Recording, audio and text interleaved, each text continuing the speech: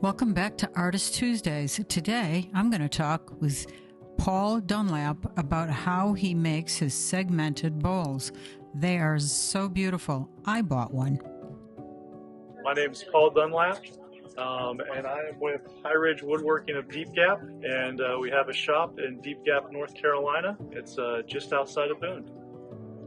And just to show off some of my products today, I sell mostly wooden bowls. This is a good example. I sell a lot of these. They always have a nice visual effect to them.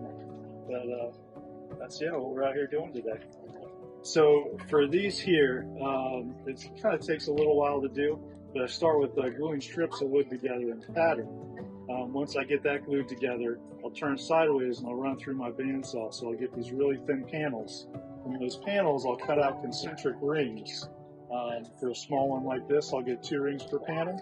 And when the rings are cut, I glue them all together. I'll put a little twist between each ring, and after that's dry, I'll put it on the lathe and finish it on the lathe. Here's another one I've got. We've got a bowl out of cherry. We got some bubinga, some rosewood, I believe, and some canary wood. These are all the natural colors of the wood. And I pick up the exotics from a lumber yard about an hour away from my house in Hickory, North Carolina, or outside of Hickory, North Carolina. And the domestics are all locally sourced. And I kind of show you a little lidded vessel I have here. I'll do these every once in a while. And it's just another example of something else that I do.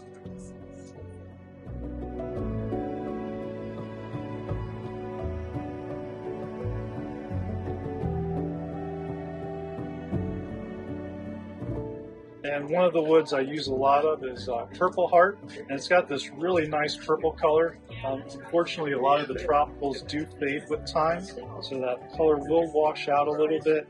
If you do buy something like this, I would say keep it out of the direct sunlight, and it'll stay looking fresher a little bit longer.